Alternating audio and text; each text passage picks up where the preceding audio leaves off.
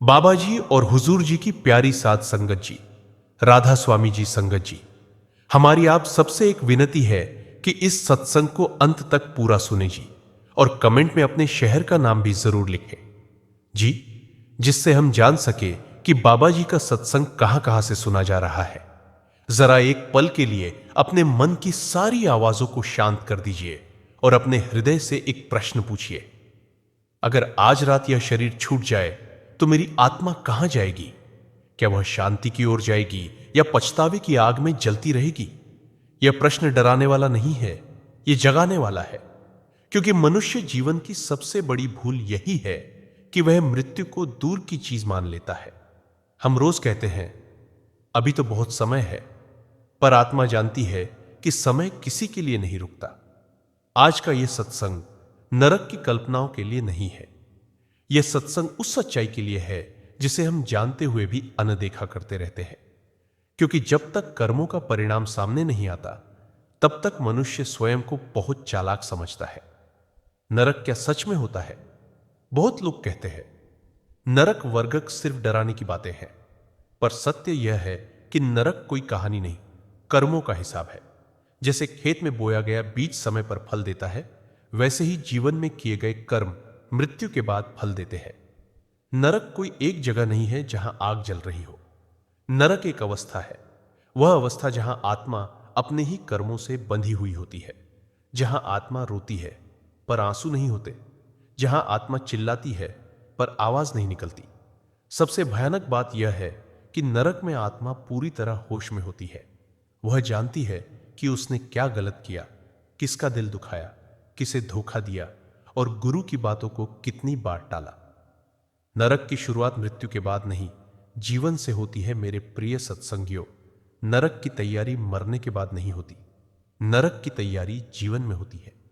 जब कोई इंसान जानबूझकर किसी का हक मारता है, जब कोई झूठ को अपनी आदत बना लेता है, जब कोई अहंकार में चूर होकर दूसरों को छोटा समझता है, जब कोई गुरु, नाम और सत्संग को समय की बर्बादी समझता है, तब वही व्यक्ति धीरे धीरे नरक की ओर कदम बढ़ाता है।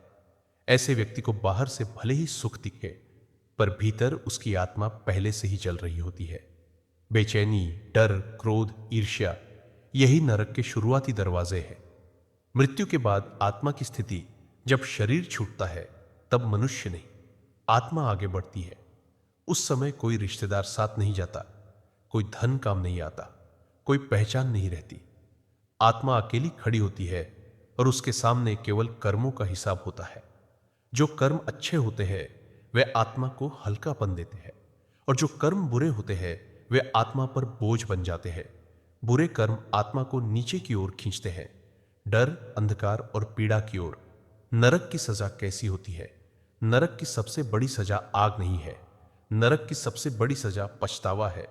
आत्मा बार बार कहती है काश मैंने यह न किया होता, काश मैंने गुरु की बात मान ली होती, काश मैंने किसी का दिल न दुखाया होता। पर वहां काश सुनने वाला कोई नहीं होता।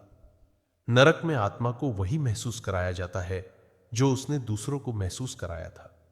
जिसने किसी को धोखा दिया वह धोखे की पीड़ा झेलता है, जिसने किसी को डराया वह भय में जीता है, जिसने किसी को रुलाया उसकी आत्मा रोती है।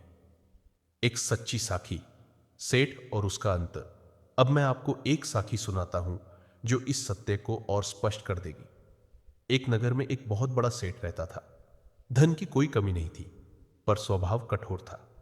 गरीबों को तुच्छ समझता, मजदूरों को पूरा पैसा नहीं देता और सत्संग को कहता इन बातों से पेट नहीं भरता। एक दिन सेठ की अचानक मृत्यु हो गई। आत्मा शरीर से निकल गई। यमलोक में उसे कोई आग नहीं दिखाई गई, बस उसे एक स्थान पर बैठा दिया गया। वहां उसे उसके जीवन की फिल्म दिखाई गई। हर वह मजदूर दिखा जिसे उसने रुलाया था, हर वह विधवा दिखी जिसे उसने दान देने से मना कर दिया था, हर वह पल दिखा जब सत्संग का निमंत्रण ठुकराया गया था। और सबसे भयानक बात, हर दृश्य के साथ वही पीड़ा सेठ को महसूस होने लगी। सेठ रोने लगा, चिल्लाने लगा, कहने लगा अब मौका दो, अब सब ठीक कर दूंगा। पर उत्तर मिला, मौका जीवन में था, यहां केवल हिसाब है। मेरे प्रिय सत्संगियों, यही नरक है। गुरु और नाम, नरक से बचने का रास्ता गुरु महाराज बार बार समझाते हैं। नाम कोई साधारण शब्द नहीं है। नाम आत्मा की ढाल है। जो मनुष्य नाम सिमरन करता है, उसके कर्मों का बोझ हल्का होने लगता है। उसकी आत्मा धीरे धीरे ऊपर उठने लगती है। सत्संग आत्मा का आईना है। जो इसमें देख लेता है वह सुधर जाता है, और जो इसे अनदेखा करता है वह पछताता है। नरक से बचने का सबसे सरल उपाय, नरक से बचने के लिए बहुत कठिन साधना नहीं चाहिए। बस 3 बातें चाहिए। पहली, किसी का दिल मत दुखाओ। दूसरी, जो गलत हो उसे छोड़ने का साहस रखो। तीसरी, हर दिन थोड़ा समय आत्मा के लिए निकालो। जो आज सुधर गया वह नरक से बच गया। मेरे प्रिय भाइयों और बहनों, नरक कोई भगवान का क्रोध नहीं है। नरक हमारी ही बनाई हुई जेल है, और स्वर्ग कोई नाम नहीं है। स्वर्ग सही जीवन जीने का परिणाम है। आज यदि यह सत्संग आपके हृदय को थोड़ा भी छू गया हो तो समझ लीजिए आपकी आत्मा अभी जिंदा है। समय रहते जाग जाइए, क्योंकि जीवित रहते सुधर जाना ही सबसे बड़ा पुण्य है। इंसान अपनी पूरी जिंदगी मेरा मेरा करने में गुजार देता है। वह आलीशान कोठियां बनाता है, बैंक बैलेंस जोड़ता है, और इस घमंड में जीता है कि वह कभी खत्म नहीं होगा। लेकिन मौत एक ऐसी अटल सच्चाई है जो वक्त नहीं देखती। जब मौत का फरिश्ता या यमराज के दूत सिरहाने आकर खड्डाधे होते हैं, तब इंसान की सारी हेकती धरी की धरी रह जाती है।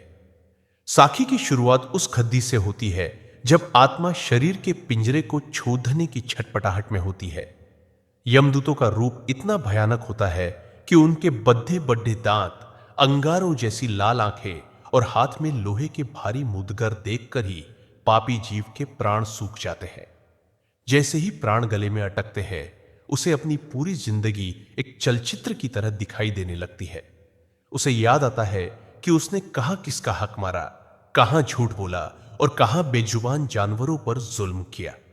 उस वक्त वह चिल्लाना चाहता है, माफी मांगना चाहता है, लेकिन जुबान साथ नहीं देती। यमदूत उसे शरीर से ऐसे खींचते हैं जैसे किसी कांटेदार झादी में से रेशमी कपड़ा खींचा जा रहा हो। आत्मा तड़ाप उठती है, पर कोई सुनने वाला नहीं होता।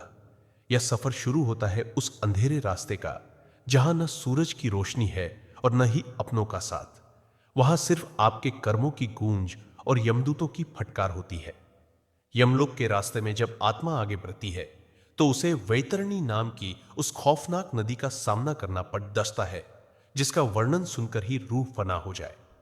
यह नदी पानी की नहीं, बल्कि गाढ़े लाल खून, सड़ते हुए मांस, मवाद और आग की लपटों से भरी हुई है। इसकी दुर्गंध इतनी तीव्र है कि मीलों दूर तक सांस लेना मुश्किल हो जाता है।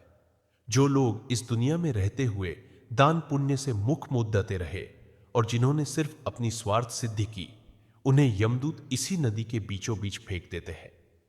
नदी के भीतर भयानक जीव, बिच्छू और मांस खाने वाले मगरमच्छ उस पापी जीव को नोचते हैं। वह जितना डूबता है उतनी ही आग की लपटें उसे झुलसाती है। वह प्यास से तड़पता है तो उसे वही गंदा मवाद पीने को मजबूर किया जाता है। यह सजा का कोई अंत नहीं है, क्योंकि आत्मा मरती नहीं, वह सिर्फ तडड़ेचपति रहती है। वहां के पहरेदार लोहे की तपती हुई छड़ड़ियों से आत्मा को पीटते हैं और उसे याद दिलाते हैं कि जब तू धरती पर था तब तूने किसी भूखे को रोटी नहीं दी और किसी प्यासे को पानी नहीं पिलाया। आज यहां तू अपनी प्यास खुद अपने आंसुओं से बुझाने की कोशिश कर रहा है। चित्रगुप्त की कचहरी में पहुंचते ही एक एक पल का हिसाब शुरू होता है। वहां कोई गवाह नहीं चाहिए, क्योंकि आपके अपने अंग खुद गवाही देते हैं। गरुड़ पुराण और संतों की वाणी के अनुसार वहां कुंभीपाक नाम का एक नर्क है, जहां उन लोगों को सजा मिलती है जिन्होंने स्वाद के लिए बेकसूर जानवरों की हत्या की या उन्हें कष्ट दिया। उन्हें उबलते हुए तेल के बड्ढे कद्दाहों में डाला जाता है, जैसे उन्होंने धरती पर जीवों को तला था। जो लोग पराई स्त्री पर बुरी नजर रखते हैं या समाज में व्यभिचार फैलाते हैं, उन्हें आग की तरह तपते हुए लोहे के खंभों से लिपटाया जाता है। उनकी चीखें इतनी भयानक होती है कि सुनकर नर्क के अन्य जीव भी कांप उठते हैं। फिर आता है असिपत्रवन नर्क, जहां के पेड़ों के पत्ते तलवार की धार जैसे तेज होते हैं। पापी को उन जंगलों में दौड़ धाया जाता है, और जैसे ही वह किसी पेड़ की छाया में रुकना चाहता है, तलवार जैसे पत्ते उस पर गिरकर उसके टुकड़े टुकड़े कर देते हैं। झूठ बोलने वालों की जीभ लोहे के संडासों से खींची जाती है और नफरत फैलाने वालों के कानों में खौलता हुआ सीसा डाला जाता है। यह कोई कहानी नहीं, बल्कि उस कर्म का फल है जो हम होश खोकर जोश में कर बैठते हैं। इन सब भयानक सजाओं के बीच केवल एक ही रास्ता है जो इंसान को बचा सकता है, और वह है पूर्ण संत की शरण। सत्संग में हमें सिखाया जाता है कि यह नर्क कहीं बाहर नहीं, हमारे भीतर के विकारों में है।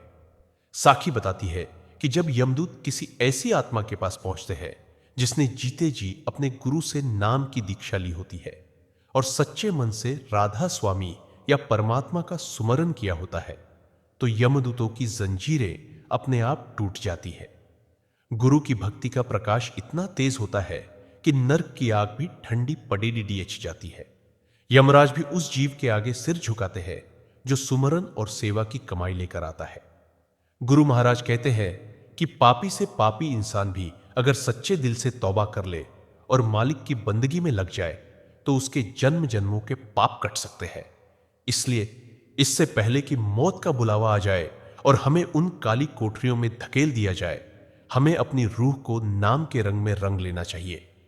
सेवा और सिमरन ही वो दो पंख है जो हमें नर्क की इन गलियों से उठाकर सचखंड के सुखमय धाम तक ले जा सकते हैं।